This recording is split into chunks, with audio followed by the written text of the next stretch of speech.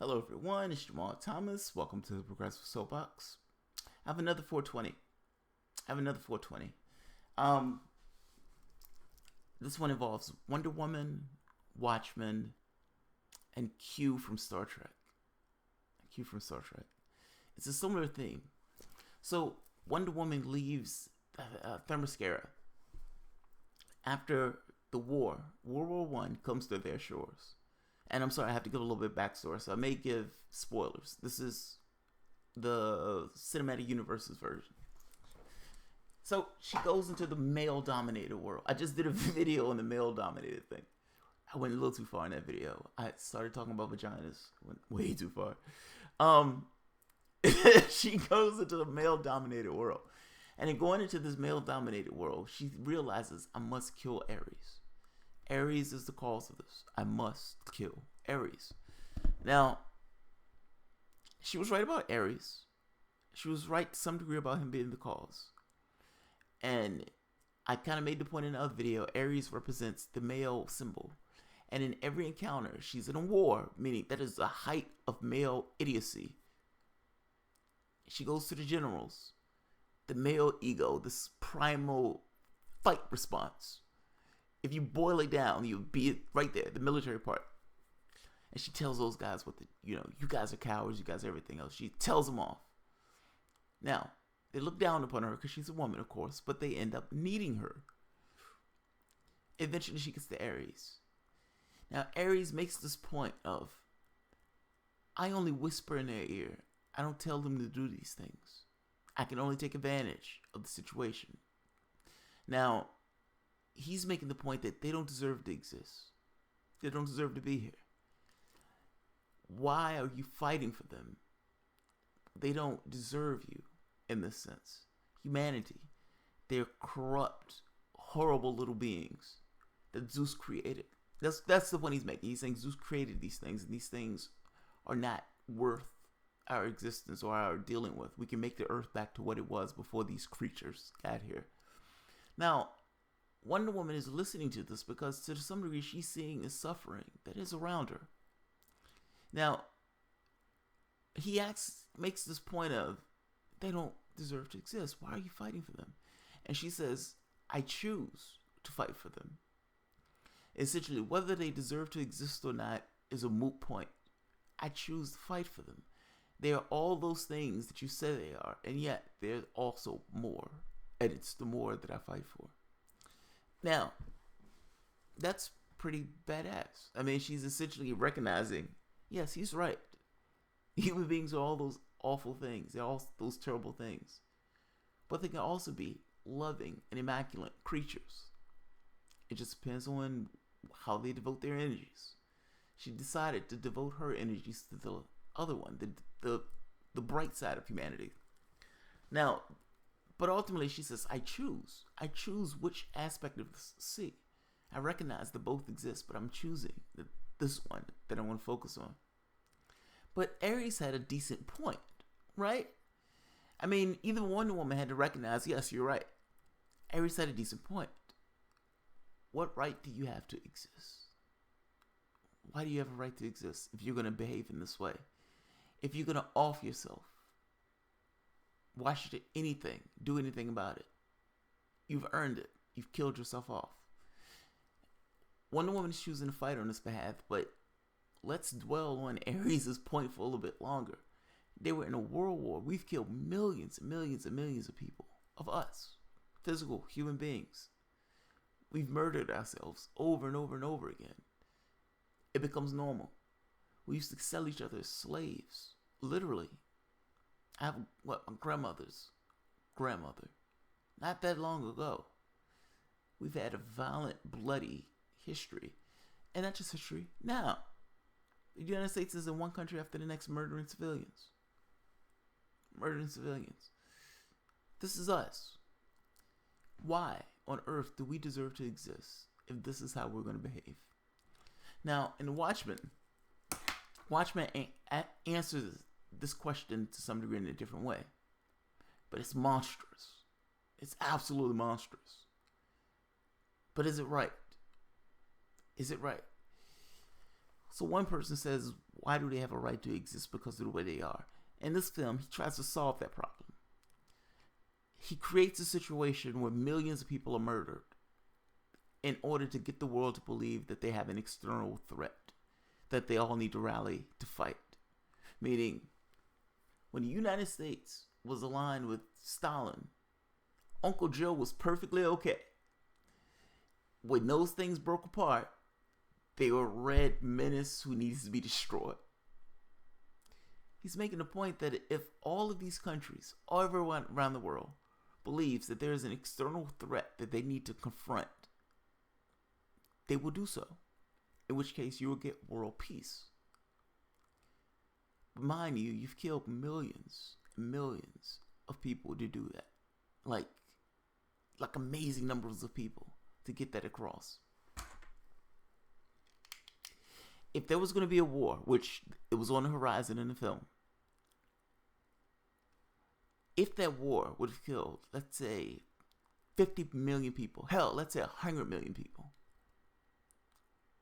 it's killing 1 million, 2 million, 3 million worth doing so.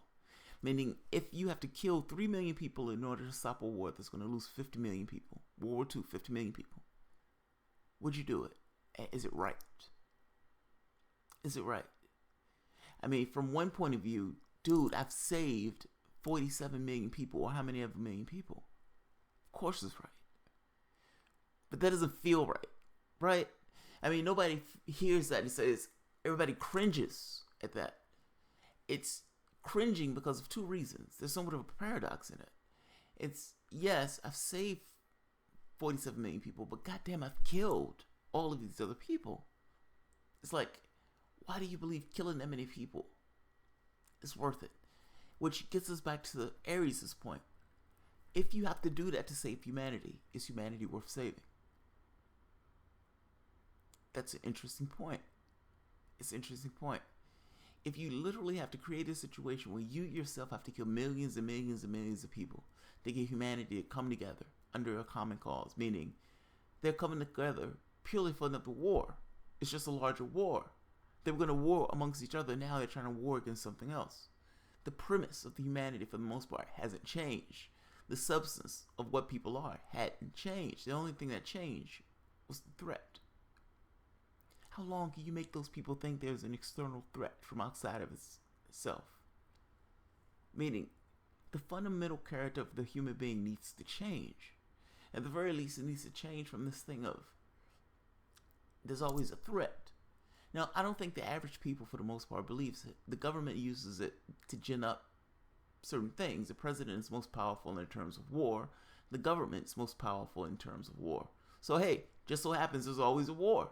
There's always a war to fight. No shit. That's amazing. That's amazing. There's always a war. That's not a little weird. There's always a war. There's always somebody who's pissed off, aggrieved, want to kill us or something else. Don't believe the hype. Many of these things we ourselves are causing. We're creating our own monsters. And we're shocked that there are monsters out there after we're creating them. Our policy, our behavior around the world, the things that we do, create people who want to kill us. They want to kill us for good reason, which is the problem. Because if you can delegitimize their reason, that's one thing. But if their reason is decent, then that means you're doing something that you have no business doing. I'm making the point we're doing things we have no business doing. If humanity behaves that way, is humanity worth saving? Q on Star Trek asked the same question. He put humanity on trial.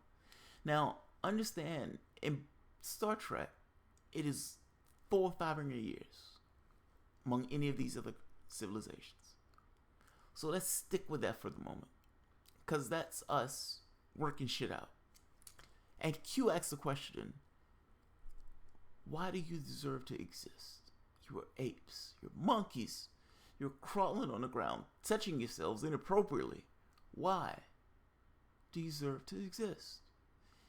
And he put humanity through a test, or that ship through a test, in which case you are still on trial, and at any point you can be blinked out of existence.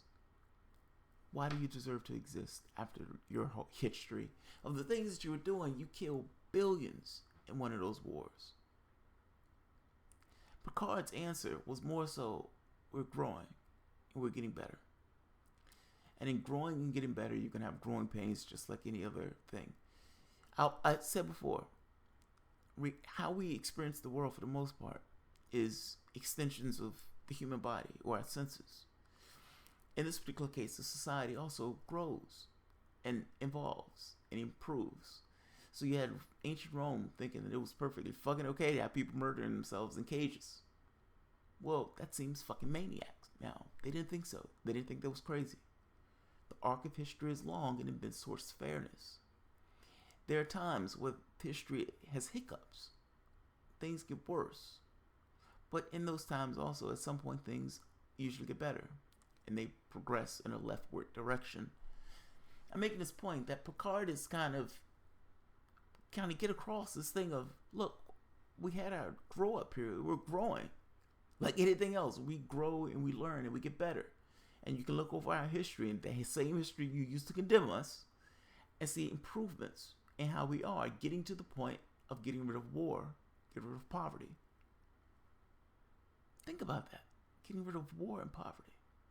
What would the world need to be in order to do that? And Picard is making this point that humanity has evolved to get beyond those things. Now, I don't think it's incidental that there's no cash in their society. They have a resource-based economy. There's that. Now, there is still commerce. So that's another point. So it's not like they've just banished capitalism in a sense. No, it doesn't necessarily act in the way it does now. But yes, people have restaurants. People have things that they do. I would imagine that the people who have those things, other people aren't compelled to do. That's labor. They may do so because they want to help that business. There's a difference in those things. Now, I'm slightly skeptical of the resource-based economy. I got to be honest, because I do think there needs to be some incentive for people to do labor. I don't want that incentive to be things that compel this vulgar compulsion. And I'm sorry, I'm way off the reservation for a moment, but I do want to make this point. It shouldn't have to be a vulgar compulsion. Like I'm prodding you. You're not going to eat. You're not going to have somewhere to stay. It shouldn't be that. But there has to be some other incentive structure that can be built that would allow that individual to be self-actualized and try to get him to do some level of socially necessary work. So, even if it's you work until you're 35 and then you retire, whatever that is. I'm just saying, our system, the way we have it now, is problematic. Well, getting back to the point, Jean-Luc Picard is making this point of, look, we grew up. We're going out into space. And we're going to have more growing up to do. Meaning, in the same way we fucked up on Earth, we made bad choices and all those things. Those bad choices had consequences, and the civilization at some point pulled themselves together and grew up. There are going to be experiences out here that we're going to deal with. Some of us are going to die. Some of us are going to get maimed. But some of us are going to learn, and we're going to grow from those experiences. In every context, there is a growing up period. We're in a growing up period. We're still children. The catch is, the children have the matches, meaning nuclear weapons, and we can end life on this planet. I would argue that if we're dumb enough to do it, meaning we're dumb enough to let them do it, then yes, we don't deserve to exist. Ares is right. Ares would be absolutely right. If we allow ecological disaster to destroy our life on this planet, then yes, again, Ares is right. Whether we have a right to exist or not, purely determines on whether or not we do something to destroy our existence. The right is achieved just based on the way you live and asserting that right. Meaning, if I do something where I'm pulling something out the ground, burning that shit into the sky, and I get papers, researchers, scientists, people who essentially went to school to learn and understand physical matter reality, and it says, hey, this is going to cause some kind of ecological damage. This is going to cause a problem. And you say, yeah, I need you to shut up because you're going to adversely affect our profits. If that takes place. Because look, there's a lot of people say, oh, dude, that doesn't exist. And where's your evidence? Where's your evidence of climate, disaster? I find this conversation to be mental, which is I never answer these people because they sound ridiculous. The scientific papers that are out are predominantly 90-something%. There's a problem, and it's climate-related ecological disaster based upon our behavior. Even if I am wrong, I have nothing to lose because we get a green new energy deal. But it's more likely that I'm right. And if I'm right, you're talking about something that could wipe away a huge amount of life on this earth. If that happens, then no, humanity had no right to live. Humanity's right to exist is dependent upon whether or not the right is asserted. Whether or not it's asserted. If he forfeits it, then no, he doesn't deserve it. There's no God above telling you whether you should exist or not. It's the choices that you make, the choices your particular civilization makes, the way you arrange yourselves, how you arrange yourself economically, socially. In many respects, will get across this thing of whether or not you exist. What reality are you existing in? Paper is not a real reality. I'm sorry, it's not. It's not a real reality. Because ultimately, that real reality will coincide in a negative way with the actual reality, whether it's ecological disaster, whether it's social disaster. Meaning, and I'm saying social disaster in the sense of these fucking idiots deciding to nuke themselves based upon this militarist avenue thing. All those things are real threats. Those things can happen. Even if it's about ecological stuff, you're growing genetically modified foods. You're doing it purely for the sake of profit. If you're doing something for the sake of profit and not the sake of nutrition, what do you think I guess my point is, you're assuming that what they're telling you about this stuff is accurate. I don't assume that at all. They have a profit motive. They're not trying to feed 9 billion people or whatever. They're trying to make a ton of profit. There's a massive difference in those things. And I am not convinced that those things are safe. I'm just not. They're unnecessary because you can achieve the same ends with just methods of farming. And B, they're just trying to make a profit. So they'll say whatever the hell they need to say to try to make that profit. You're having a situation of monocrops all across a particular landscape. If anything happens that adversely affects that particular brand, that food is toast. I'm just saying, this is very dangerous. It's like the way they're going about trying to organize our world around this market-driven solutions. It's insane. You should organize those things around what makes people better. I'm not growing these crops because I want to make cash. I'm growing these crops because I want to feed people. Period. Our value system is off. That's my point. Our value system is off. Organizing ourselves in this market-based way undermines what it means to be a person. You're a cog in a wheel. Not just a cog in a wheel. What you are can never be asserted in life at that point because you are never going to be free. Your freedom is completely associated with how much capital you have. You're in a capitalistic society. You are always subordinate to cash. When these guys have labor strikes, who do the cops come out for? The cops come out to crack the heads of the other people who are there trying to fight for their particular workers' rights. No Dapple, Standing Rock. Those cops are out there cracking the heads of people who are trying to protect their water. The cops are not on your side. They're on the side of capital. That's the point I'm getting at. I'm sorry, some of this is departure, but it's aggravating to me to have to say it. This is not a real reality. The things that we value are not real things. That's all I'm saying. It's not real. Because it's not real, it will coincide with the actual reality. And guess what's going to win? The actual reality. The reality that's based off of physical matter reality. Real laws. Meaning whether that's social, meaning you have an upheaval because people for the most part are not having their needs met. Whether that's just bad values where these guys are chest thumping and end up starting some kind of nuclear calamity. Whether it's ecological. People are trying to make profit at the expense of the environment. Meaning all of us taking hit for their profits. Whether it's ecological in the sense of climate, meaning oil. These guys pulling stuff out the ground, burning stuff in the sky, and not caring one iota that is going to affect everybody else on this planet. Cash is killing this place. And if you're talking about something, yes, cash is a problem. It's a problem. This is not a real reality. That's my point. That's my point. If man is willing to off himself, then no, man doesn't need to exist. If man somehow grabs the rein of the vehicle and asserts his right to existence, then yes, man should exist. Aries' question is moot. It's dictated based upon what happens. That's all. That's the test.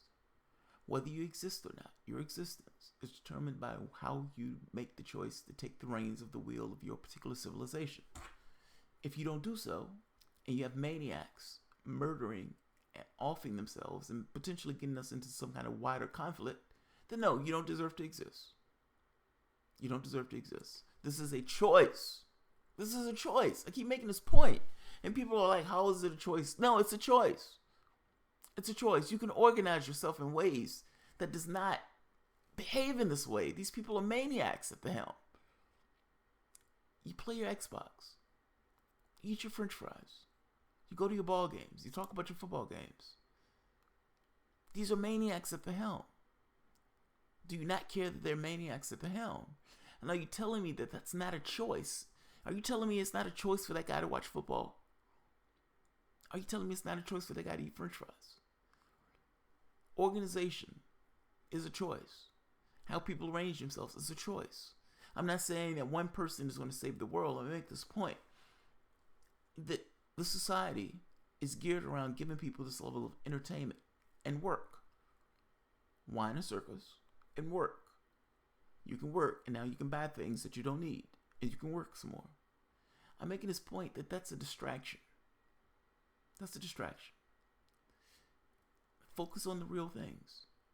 And the real things are the things that can kill you. That's all I'm saying. Or the things that can get the civilization wiped off the face of the earth. These people who are doing these things, they're not paying attention to anything else other than their own thing. Ooh, this musical band came out. Ooh, this game is going to come on. Ooh, this comedian is going to be at this place. Ooh, this guy's going to be at that place. It's nice that those people are doing that, but that's fiction. I'm talking about the reality to which we exist. And the people and the mechanism that controls that reality. I'm saying that they abdicated based upon the things that they do. Whether it's the way they vote or anything else. They just abdicate the responsibility. The responsibility is ours. We don't take it. We don't exist. Then that's the point. That's the test. Your existence popped out. You failed. If you succeed, then your existence continues. Aries' question is moot. It's answered based purely by experiential, whatever happens. He's cheating if he's trying to move things forward, but ultimately, the question is moot. As for the killing 5 million to save 52 million, if you have to do that, we shouldn't exist. I'm sorry, we shouldn't exist. If you have to go to those lengths, then no, we failed the test. You're jury rigging the test. You failed the test. That's my point. I know some people will say, dude, just based on numbers, no, it's gross, but you need to do it. No, we don't. We don't. There's certain lines you just don't go. I don't think doing that is adequate. So are you telling me that you're willing to shoot somebody in the head if it's going to save 3 other people that's going to hit by a train? You got to shoot them in the face. You saved 3 people though. Are you okay with that? I mean, understand, ultimately you're still murdering somebody. Somebody else is going to murder the other 3, but you're murdering that guy. Take that to the level of millions. Are you telling me that you're okay with that? Like, if you have to do that, if you have to kill millions of people just to save several more millions of people, something is wrong with your civilization. Your civilization may deserve to go bust. That is the most heinous, monstrous thing that I can think of. And yes, we've slaughtered each other in these wars and everything else, but there's a difference in making a determination of, yes, I'm making a determination as an individual, then I'm going to kill all these people because I'm going to try to stop us from going into a war. Oh man, I can see the perspective, but goddamn, that's gross. It's gross. It rubs me the wrong way. My feeling is if you have to do that, we shouldn't exist. We failed the test. We failed the test. That's being somewhat of an absolutist. That's fine. You shouldn't have to go that route. Or you shouldn't have to go that far into it. That's just an amazing thing to have to do. Yeah, I ended on that. Alright guys, if you enjoyed the content, feel free to share, like, subscribe. You can always support the work through Patreon. Thanks.